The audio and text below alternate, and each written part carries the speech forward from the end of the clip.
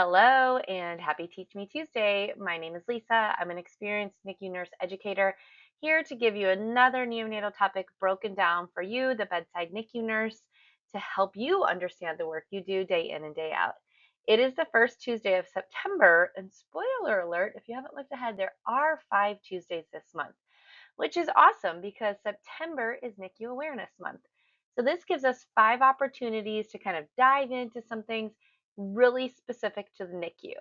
We are going to talk about a variety of things. We're also going to be doing a giveaway over on Instagram. So if you are not following me on Instagram, hop over there so you can be part of the giveaway. But this first Tuesday, we are going to talk about key definitions and abbreviations that you as a NICU nurse should know, and we're going to kind of go from in utero to long-term diagnoses. So let's dive in. We know that there's so many abbreviations and acronyms, and breaking them down can feel like so tricky. I remember the first time I got report and just being there and was paper, right? We did paper charting. I've been a NICU nurse for 22 years. So it was paper charting and trying to follow what they were saying and where they were getting it from, and then writing it down on my paper and being like, what is going on? And to be honest with you, when I changed jobs, I had to learn some new abbreviations again because they called things just slightly different. So again, I kind of fell back into that imposter syndrome of being like, how do I know what this is? So I encourage you to really focus on this idea of what the words are and what they can mean for the baby long term. We're just going to go through 10 terms today, 10 things that I think every single NICU nurse should know in and out. And I also do have a handout of NICU abbreviations. If you're interested in that, you can send me a message or comment here. I would need your email address. So you can find me on my website or at Lisa at NICU Learning Nest, and I will send that your way. Let's start. IUGR, SGA. I'm sure you've heard these phrases before, but again, those first few weeks in the NICU, maybe they still seem overwhelming. So IUGR stands for intrauterine growth restriction, and this means that the fetus is not growing at the expected rate. I'm going to be honest with you. IUGR is one of the scariest abbreviations I think you can hear in the NICU. Is that a hot take? I don't know. But to me, IUGR means something isn't going right. There is a reason that the baby isn't growing, and it's usually something going on with the placenta. And to know me is to know my love of the placenta. But when that's happening, that means something's going on with the mom or the blood pressure or this communication device, right? The umbilical cord, the placenta between the mom and the baby is not functioning as fully as it needs to. And we know, based on many things we've gone over in the past, when the baby has decreased blood flow, decreased nutrition, decreased oxygen, it is going to spare the vital organs, right? So things that are going to lose that vital nutrition, oxygen, etc., are things like the gut, so leading to neck, things like the kidneys, so prolonged issues with peeing and urine output, the liver can take a hit, and so on and so forth, and of course the brain and all of that. So IUGR to me is always a red alert. Anytime I hear IUGR and report, my ears tune in. SGA is small for gestational age, and that is a little bit different. That's usually just a small baby who is proportionately growing small, but is still growing at an expected rate. It's just a slower rate. Both of these babies, no matter either one, are at risk for hypoglycemia, hypothermia, polycythemia, feeding intolerance, neck, IVH. IUGR can increase a baby's risk for IVH. So it's a lot. This is something you should really be paying attention to. So big one right off the bat. REDF. Have you ever been getting a report and been like, what? Reversed and diastolic flow. So this is when, in baby's still in utero, we are still doing in utero, right? I said we're going to go from in utero to long-term diagnosis. So baby's inside and they're doing the ultrasound and they do the Doppler and they see that the blood reversed is direction and diastole. That means for some reason it can't get to the placenta, right? And so we're not getting the oxygen we're needing. We're not getting the nutrition we're needing. We're not able to do the gas exchange. Remember, that's where gas exchange occurs is in the placenta. That's why it's the greatest temporary organ to ever exist. And so these babies do not get everything that they need. And reverse end diastolic flow is another one that always makes my ears perk up. Like, oh my, what is this? And what is the long-term consequence going to be? So you see some of them listed in there, but I really want you to think about perfusion and feeding issues. So especially IUGR and REDF often go together. Those two things make me hypervigilant. That's what I'm going to tell you. Hypervigilant. So now we've got PROM or PPROM or prolonged rupture of membranes are kind of all the ones that go together. This is when we have premature rupture of membranes prior to when we thought, the baby should be coming before labor's onset, when the baby's really young. It does not give us a clear definition of like, oh, at 40 weeks and 1 day, we are expected your membranes to rupture. Typically, someone's going to go into labor, then they're going to have rupture of the membranes during labor around that term gestational age. This kind of encompasses anything before that. And the earlier it happens, the higher risk the baby is at. Again, we're at risk for prematurity, cord prolapse, choreo. We need to watch for signs of infection because once it's ruptured, there's just room for anything to go up there and do whatever it wants with and plant itself in there. So high risk for infection, especially for prolonged PROM or prolonged premature rupture of membranes, which is PPROM. So more abbreviations for you to focus on. So that leads us into our EOS versus LOS. So EOS is early onset sepsis. We did a whole teaching on EOS versus LOS. So go back if you haven't watched that one. But EOS is early onset. So that's within 72 hours of after birth. Premature rupture membranes is a risk factor for this. Mom having a temperature during delivery, frequent exams, issues going on with mom during delivery, etc., GBS status are all going to affect EOS. We see respiratory distress, apnea, poor perfusion, etc. LOS is late onset sepsis or hospital acquired infection. Those kind of go together. This is commonly 72 hours after birth. That is your key number for this. EOS early onset and LOS late onset is 72 hours. So that can happen at 8 weeks, right? There can be very late onset sepsis.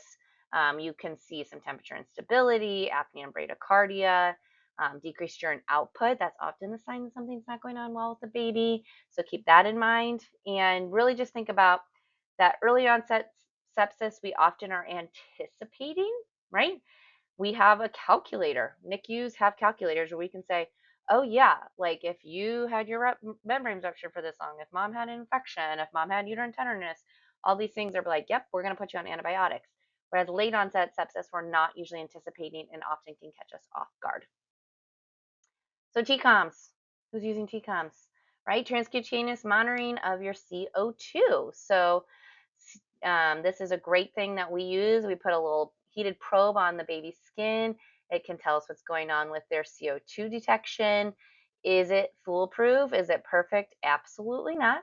A, it falls off a lot, especially in brand new babies. B, if it's not in a great position or if it's been there for too long, the reading can be inconsistent. So what is often recommended, especially when a baby is new or newly ill and needing it, is to correlate it with a blood gas and make sure that the CO2 in the blood gas and the CO2 on your TCOM are within, a kind of acceptable range on your unit. Usually I would say between 5 and 10 is considered acceptable, but I would make sure your providers have seen both those numbers. Whenever blood gases are drawn, you should be paying attention, like looking over right at that moment, and what does my TCOM say? I always recommend with TCOMs to calibrate them and to replace it about an hour before you get your blood gas anyway, so you know it's going to be a really good reading prior to doing that. But it's really great for continuous trending to kind of see what's going on for the baby. If you suddenly see it go up really high, it makes you wonder if you have an ET tube, if something is malpositioned or you need to suction. If you have a baby on non-invasive ventilation, is there a good seal? If they're on CPAP, do they need more PEEP? So it can help determine what's going on with those items. I have also seen really high TCOMs in a baby who's like crying and well perfused. So always reposition if it doesn't look like it's correlating or ask for a gas to help correlate. Another thing we use often in the NICU is TPN. So TPN stands for total parenteral nutrition. I think it's really important as NICU nurses to know the difference between parenteral and enteral nutrition, right? We say both of those things. Parenteral means IV nutrition. It is coming in through your veins in some way, whether that's a UVC, a PIV, a PICC line, a femoral line, whatever it is. you are getting nutrition to the baby via IV fluids. It usually has glucose, amino acids, lipids. You might have lipids in a different bag. And adults, I think they put that in the same bag, but trace elements. Maybe they do that on big term babies too.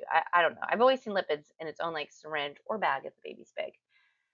If your baby is on D12 or above, they need to have this going through a central line. I've said that many, many, many times. So this is one of the times where we cannot use a PIV. If you're going to be on TPN for more than 5 days, it's probably advisable to get a central line so that you're not blowing through your veins all the time. TPN also is really rough on the liver and really rough on the bones. It's kind of like counteracts any of the um, production that the bone marrow is trying to do using the calcium and phosphorus. Bone marrow does best when that comes in enterally.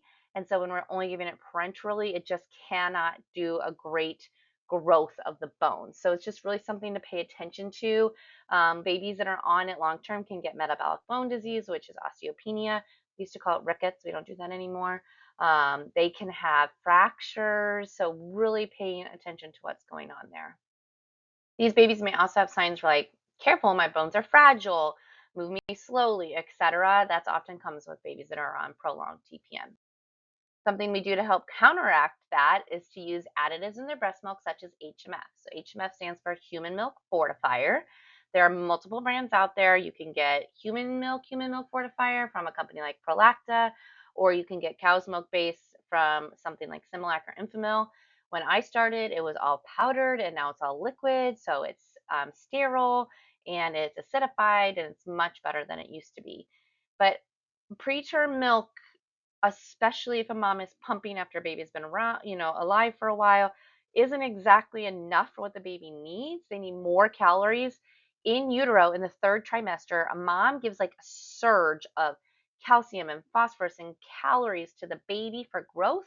So we're going to try to mimic that. And so that's what's going on with adding things like HMF. It's important to know what your calorie concoction goals are, whether you're mixing it by yourself at the bedside or you have a milk room that does this. You can add different amounts of packets to get it to 22 cal, 24 cal, 26 cal. And so that just really depends on what the goal is for your patient and paying attention to those micro changes, right? If the baby is now getting 24 cal versus 22 cal, are they growing better? Have we made changes to their TPN, etc.? And kind of putting that whole picture together on what's going on there. Of course, there is controversy about feeding difficulty and feeding tolerance. Um, it's not proven a direct causation between these, but just be cautious kind of with feedings and what's going on with neck. So that brings us to neck. So neck stands for, I hope you see what my flow is doing here. Necrotizing enterocolitis, which is inflammatory ischemic intestinal disease of preemies. Neck is primarily a disease of prematurity. There are term babies that do get it, but often that has a cascade that started in utero. But we did a lot about neck back earlier in March, so you can go back and watch those as well. Neck has 3 stages, and then there's also three stages with A's and B's, so kind of almost like 6 stages now in the modified Bell stages. But stage 1 is suspected, or what we call swelly belly or feeding intolerance, where maybe the baby's getting distended, they're not tolerate their feeds as well. But when you take an x-ray, there's no pneumatosis and they don't really have a ton of bloody stools and they're otherwise hemodynamically stable. Bell stage 2 is when it's confirmed there is pneumatosis on x-ray. And then stage 3 is advanced where there's perforation or shock, sepsis. You've got the whole cascade going on there. So NEC stands for necrotizing enterocolitis. It is an interesting word because, necrotizing usually means dead or dying, and babies can have neck when none of their bowel dies.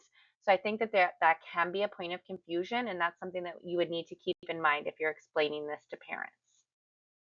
Next, another common thing is IVH versus PVL. So I wanted to put them together so you could kind of see the difference here. So IVH stands for intraventricular hemorrhage. It's bleeding in the ventricles.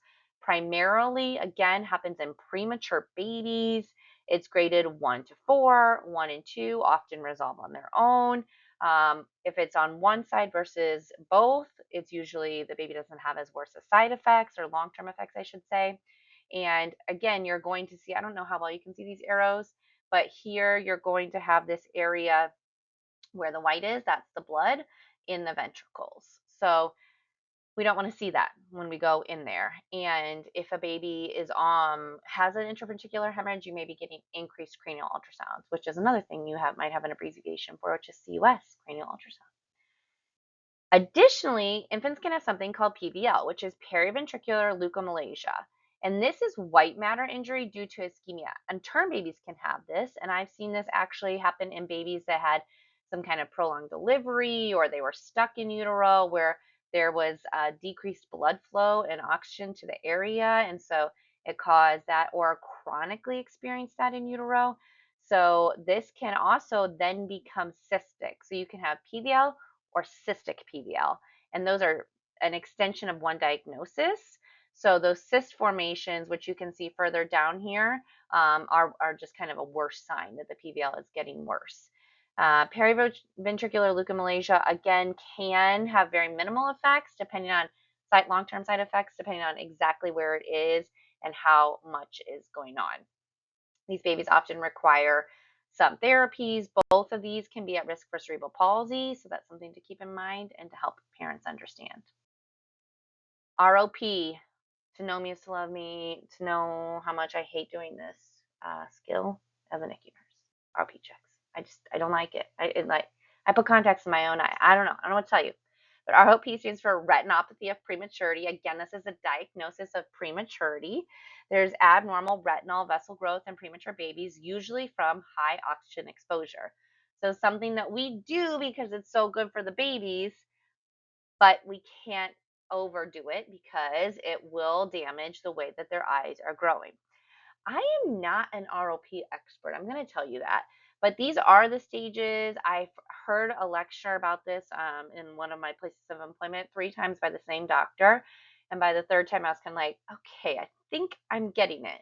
But you can have, so this eye is going to have 3 zones, and then the stages pertain to each zone. So you can have stage 2, zone 2. So it means that it's gotten to the ridge in the second zone. And again, the worse it is, the higher the stages, the worse. And so when you're getting into that stage 4 is when you're talking about doing ROP surgery. They now also do the medicine that they put in with the needle. Again, not something Lisa wants to watch, but with the vegetation, what is the word I want there? It is anti-VEGF. I just paused myself to look it up. I know that it works on the blood vessels to like stop themselves from doing that poor growth. So essentially you want the blood vessels to be growing straight. And what they do is they kind of turn into bumpy rivers. And so you're trying to straighten that out. And that's what the VEGF does. So that anti-VEGF is a medication they can also receive. So if that's something that your unit does, that's a possibility as well. But we need to really focus on our O2 management, being ready for our eye exams. Last week during common medications, we talked about ROP meds and their side effects and how they can cause increased apnea or maybe feeding intolerance. So something to think about there.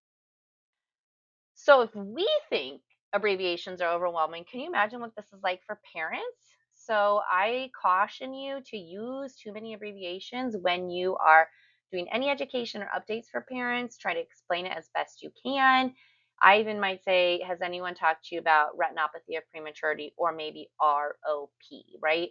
So that I can just give them an instant connection there. I think that explaining kind of what you're looking for, and then also saying, ROP is a complicated disease, and our ophthalmologists come and do that. And if they have concerns or you have questions, let me know, and I'll let them know so they can spend some extra time here. Because that's one that I personally don't feel comfortable explaining. I'm not great at explaining ROP. It's just overwhelmed me from the beginning, and that's something I can be honest with you about and with the parents about. TPN, neck, IVH, I feel pretty good at least explaining the basics of that and letting them know we can always get more information for them if they want. If I also say, like, if I say something or an acronym that doesn't make sense, pause me, right? When we do report with parents in the room, I will often say, if you can hold your questions till the end, but write down any abbreviations or something I might say that doesn't make sense, and we'll go over those for you at the end. I think that really helps them. And then as these things come up, ROP, growth problems, IVH, neck, telling them kind of what the long-term picture could look like with all of that is going to be really important. We made it through 10 abbreviations, 10 key things that all NICU nurses should know, really reminding yourself to communicate them clearly, to use them obviously in report and kind of what that's going to look like for you. If you're giving report to someone new, say, hey, again, if I say something, why don't you put a dot by it and I'll come back and explain it at the end. If you're a preceptor, starting with having an abbreviation sheet for your orientee is going to be huge. I have one available for download on my website, or I can send you a more detailed one if you want to. Just make sure I have your email address. But understanding the language is a huge first step in becoming an expert advocate for these fragile infants. I will see you next week for another part of NICU Awareness Month.